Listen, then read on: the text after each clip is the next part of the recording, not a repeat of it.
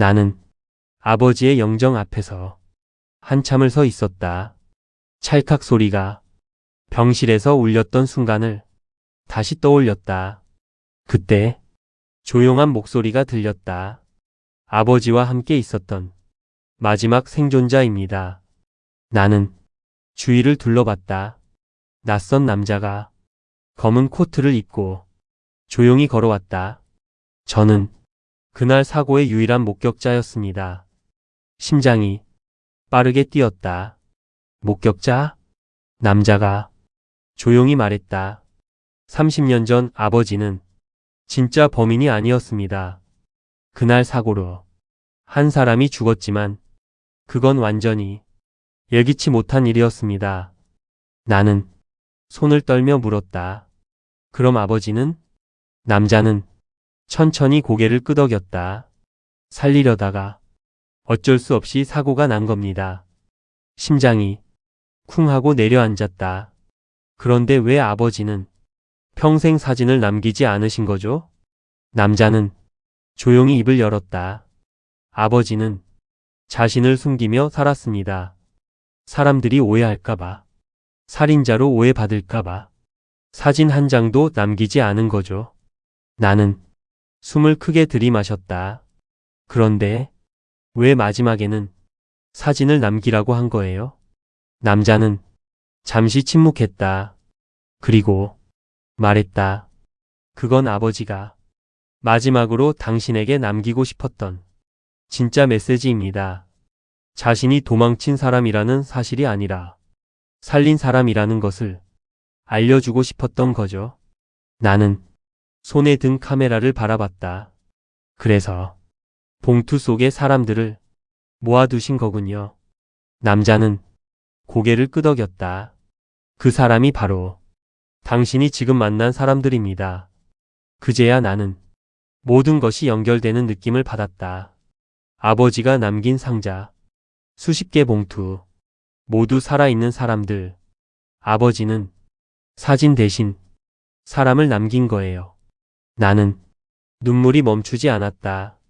저 이제 그 뜻을 알겠어요. 남자는 조용히 미소 지었다. 이제 아버지는 정말로 자유롭습니다. 도망치지 않아도 됩니다. 나는 속으로 다짐했다. 아버지, 제가 당신의 이름을 남기겠습니다. 그 순간 아버지가 내 옆에 있는 듯한 느낌이 들었다. 마치 조용히 웃으며 말하는 것 같았다. 고맙다. 이제 너희에게 모든 걸 맡기겠다. 나는 카메라를 꼭 쥐었다. 이제는 아버지 덕분에 제가 기억하겠습니다. 눈물이 흘러내렸다. 그리고 나는 상자 속 봉투를 꺼내기 시작했다. 모든 사람들을 기억해야 해요. 아버지처럼. 그날 이후 나는 아버지가 남긴 수십 명의 인생을 하나하나 확인하며 사진을 남기기 시작했다. 아버지는 사진으로는 남기지 않았지만 그가 살린 사람들을 통해 영원히 남았다. 그리고 나는 속으로 다짐했다. 아버지, 당신의 삶 저희가 이어가겠습니다. 장례식 날 병원에서 돌아온 나는 상자 속 봉투들을 들고 조용히 장례식장으로 향했다. 도착한 장례식장은 이미 사람들로 붐비고 있었다. 낯선 얼굴, 익숙한 얼굴, 그리고 눈물 흘리는 사람들까지. 나는 숨을 깊게 들이켰다. 아버지, 이분들이 다. 그때 한 여성이 다가왔다. 저도 그분 덕분에 살았습니다. 그녀는 떨리는 손으로 봉투 속 사진을 보여주었다. 사진 속에는 어린 시절 그녀가 길가에서 울고 있는 모습과 그 옆에 젊은 아버지가 서 있었다. 이게 다 아버지? 나는 숨을 멈췄다. 뒤이어 한 남자가 조용히 말했다. 30년 전 사고로 죽을 뻔했는데 아버지가 저를 구해주셨습니다. 그는 고개를 숙이며 사진 한 장을 내밀었다. 사진 속 그는 어린아이였지만 그 옆에는 분명 아버지가 있었다. 그 순간 나는 깨달았다. 아버지가 평생 남기지 않았던 것은 사진이 아니라 자신의 흔적이었다. 그는 도망친 것이 아니라 수많은 사람들의 삶 속에 남았던 것이다. 장례식장은 점점 사람들로 가득 찼다. 모두 아버지에게 빚진 사람들이었다. 살아있음에 감사한 사람들이었다. 그들은 서로 모르는 사이였지만 모두 아버지 덕분에 살아남았다. 나는 카메라를 들었다. 이제 남겨야겠다. 아버지가 마지막으로 남기고 싶었던 것. 그 단 한 장의 사진. 나는 그 장례식장에서 사람들을 향해 카메라를 들었다. 찰칵. 사진 속에는 환하게 웃는 사람들 그리고 그 뒤에 서 있는 아버지의 그림자. 나는 알았다. 아버지는 사진 속에 직접 나타나지 않았지만 그 모든 삶 속에 영원히 남았다는 것을. 나는 눈물을 흘리며 속으로 말했다. 아버지 이제 당신은 도망치지 않아도 됩니다. 그리고 남겨진 사람들 한 명 한 명에게 감사의 마음을 전했다.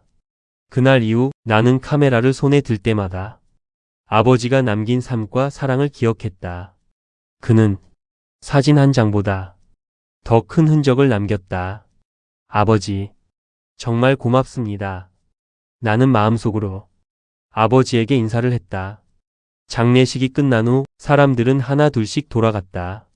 하지만 나는 한동안 그 자리에 서 있었다. 아버지는 나는 속으로 중얼거렸다. 아버지가 남긴 흔적이 이렇게 클 줄은 몰랐다. 그때 한 노인이 내 옆에 다가왔다. 그분은 제 인생을 바꾸신 분입니다. 그는 잠시 말을 멈추고 숨을 고른 뒤 이어 말했다. 30년 전 전쟁 중에 저는 길을 잃었습니다. 그리고 다리가 부러져 있었죠. 죽을 뻔했는데 그분이 저를 끌어주셨습니다. 나는 눈을 감았다. 아버지, 당신은 정말. 그 노인은 작게 미소 지었다. 그 후로 저는 가정을 이루고 아이들을 키우며 살았습니다. 모두 그분 덕분입니다. 뒤이어 젊은 여성 하나가 다가왔다. 저도 그분 덕분에 살았습니다. 어린 시절 길에서 사고를 당할 뻔했는데 그분이 제 손을 잡아주셨어요. 지금 제 아이들에게 그 이야기를 해줍니다. 당신이 살아있는 건 누군가의 도움 덕분이다. 그게 아버지의 가르침입니다. 나는 그제야 깨달았다. 아버지가 평생 사진을 남기지 않은 이유는 단순히 기록을 남기지 않기 위해서가 아니었다. 그의 진짜 목적은 사람의 마음속에 살아남는 것이었다. 사진보다 더 오래, 더 깊이 남는 방식으로. 나는 손에 든 카메라를 바라보았다. 아버지 이제야 이해했어요. 찰칵. 나는 다시 사진을 찍었다. 이번에는 장례식장을 떠나며 남겨진 사람들을 모두 담았다. 사진 속에는 웃는 얼굴, 눈물 흘리는 얼굴, 그리고 뒤에서 묵묵히 지켜보는 아버지의 그림자가 느껴졌다. 그날 이후 나는 아버지가 남긴 상자와 봉투를 가족과 함께 정리했다. 그 안에는 수십 장의 사진과 편지, 그리고 사람들의 감사 메시지가 있었다. 나는 속으로 다짐했다. 아버지, 당신이 남긴 삶의 의미 제가 이어가겠습니다. 그리고 나는 깨달았다. 아버지는 사진 한 장 없이도 수많은 사람의 삶 속에 영원히 남았다. 정말로 아버지는 나쁜 사람이 아니었어. 나는 카메라를 꼭 쥐며 눈물을 닦았다. 장례식이 끝난 후 집으로 돌아오자 아버지가 남긴 상자가 눈에 들어왔다. 나는 조심스럽게 상자를 열었다. 봉투와 사진 사이에 한 장의 종이가 있었다. 편지였다. 내 아들 그리고 가족에게. 나는 숨을 고르고 읽기 시작했다. 나는 평생 사진을 남기지 않았다. 기록을 남기지 않은 것이 아니라 내가 남기고 싶은 것은 사진보다 더 깊은 것이었기 때문이다.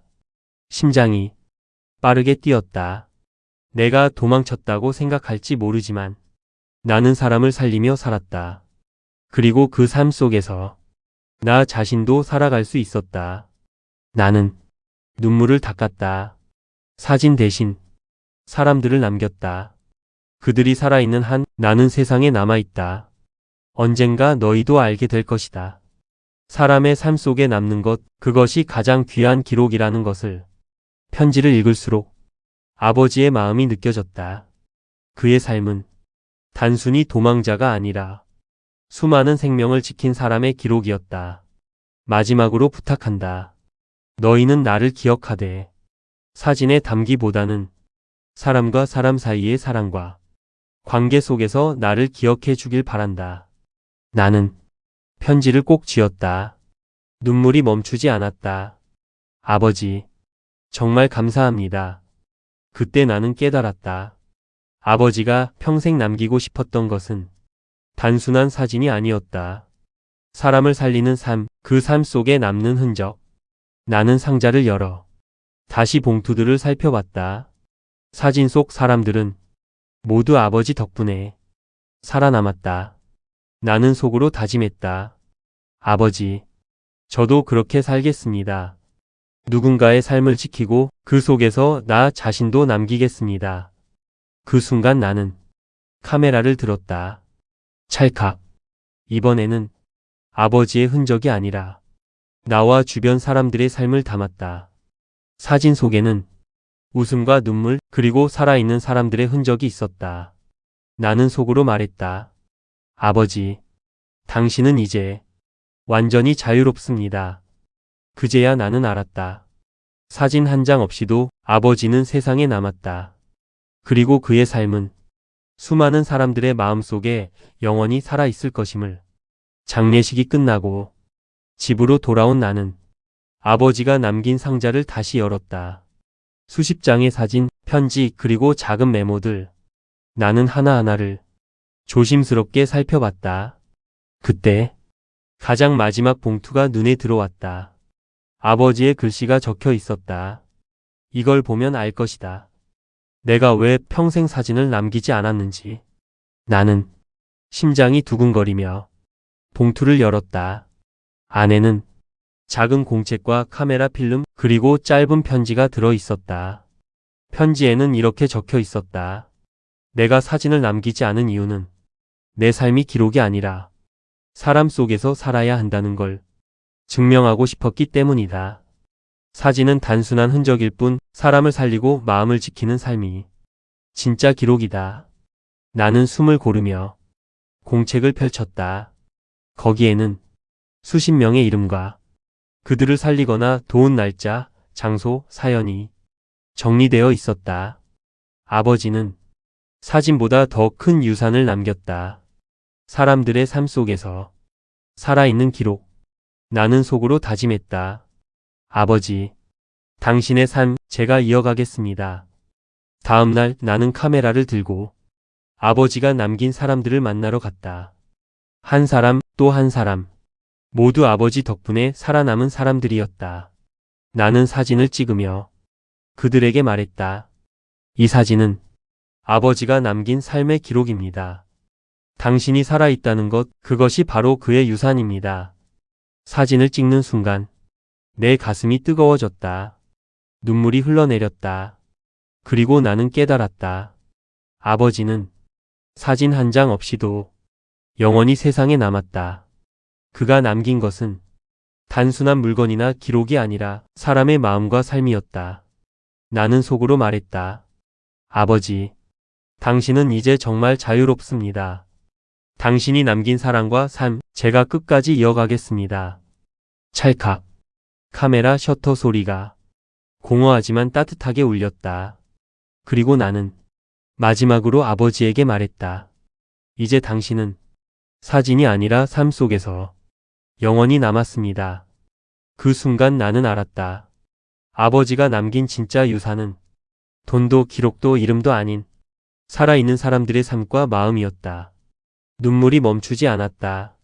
그러나 가슴은 묵직한 감동으로 따뜻하게 채워졌다. 세상에는 기록되지 않은 삶도 있다. 하지만 진정으로 살아남는 흔적은 사람들의 마음 속에 남는다. 그리고 나는 카메라를 든 채 조용히 속으로 약속했다. 아버지, 당신의 흔적 제가 지키겠습니다. 사진 한 장 없이도 그의 삶은 수많은 사람 속에서 영원히 남았다. 사람을 살리는 삶, 그 삶 속에서 남겨지는 흔적이 진정한 유산임을 우리는 배운다.